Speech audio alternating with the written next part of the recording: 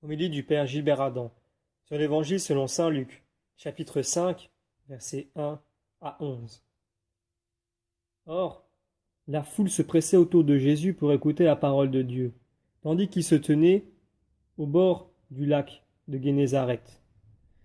Il vit deux barques qui se trouvaient au bord du lac. Les pêcheurs en étaient descendus et lavaient leurs filets. Jésus monta dans une des barques qui appartenait à Simon et lui demanda de s'écarter un peu du rivage. Puis il s'assit, et de la barque il enseignait les foules.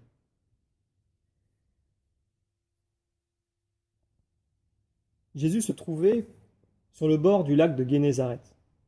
La foule se pressait autour de lui pour l'écouter. Jésus annonce la parole de Dieu, son amour pour le monde. Poussé par ces foules qui veulent le toucher, Jésus voit deux barques, dont l'une appartient à Pierre. Il lui demande de monter dans sa barque. Cette parole vient percuter Pierre.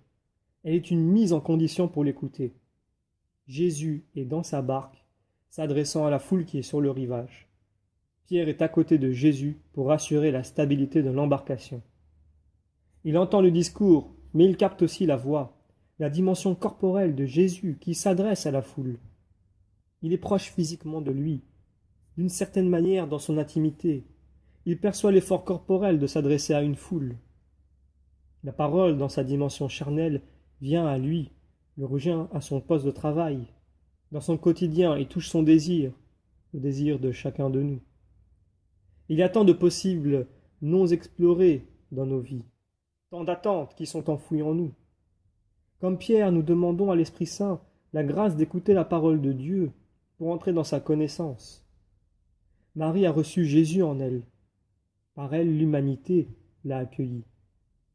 Le message d'amour de Jésus doit passer à toute l'humanité, à toutes les nations.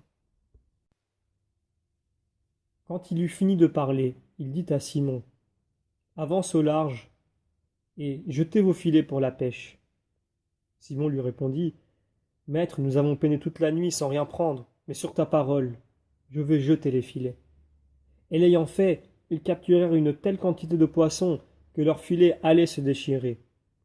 Ils firent signe à leurs compagnons de l'autre barque de venir les aider. Ceux-ci vinrent, et ils remplirent les deux barques, à tel point qu'elles s'enfonçaient. Jésus s'était assis dans la barque, à côté de Pierre qui est attentif à son enseignement. Pierre est un pêcheur, il sait ce qu'est la pêche. Malgré l'échec de la nuit, il écoute Jésus. « Sur ton ordre, je vais jeter les filets. » Ils prirent une telle quantité de poissons que leurs filets se déchiraient. À cette vue, Pierre tomba à ses pieds en disant : « Seigneur, éloigne-toi de moi, je suis un pécheur. » « Va au large, lui dit Jésus. Avance au-delà de tes sécurités, de tes habitudes, de tes certitudes. » Pierre a fait confiance à Jésus, car il est éclairé par la parole de Jésus. Il met ses talents de pêcheur au service de Jésus. C'est une bénédiction pour Pierre que ce jeune rabbi qui enseigne les foules lui demande ce service. Nous terminons la lecture de l'Évangile. À cette vue, Simon-Pierre tomba aux genoux de Jésus en disant : « Éloigne-toi de moi, Seigneur, car je suis un homme pécheur. » En effet, un grand effroi l'avait saisi, lui et tous ceux qui étaient avec lui, devant la quantité de poissons qu'ils avaient pêchés. Et de même Jacques et Jean, fils de Zébédée, des associés de Simon. Jésus dit à Simon : « Sois sans crainte désormais, ce sont des hommes que tu prendras. » Alors ils ramenèrent les barques au rivage et, laissant tout, ils le suivirent. Les bras de Pierre sentent les poissons qui grouillent dans les filets. Ses muscles se tendent pour les ramener dans la barque. La parole a été efficace.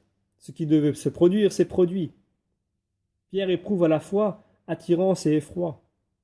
Jésus le touche au plus profond de lui et il le rend libre, désirant, pauvre, disponible.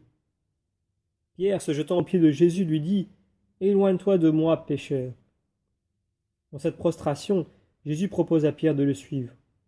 Jésus transforme le cœur de Pierre. Il en fera son ami. Il sait ce qu'il y a de beau dans cet homme. Il achèvera de le rendre doux et miséricordieux. C'est le mystère de chacun de nous, de nos échecs et de nos questions, de notre rapport avec Dieu et avec les autres. Jésus nous rejoint dans nos profondeurs, là où Dieu nous attend. Il vient établir son règne de paix, de l'amour et de lumière. Nous le regardons et nous voulons l'aimer, car cette parole de Dieu est pour nous aujourd'hui.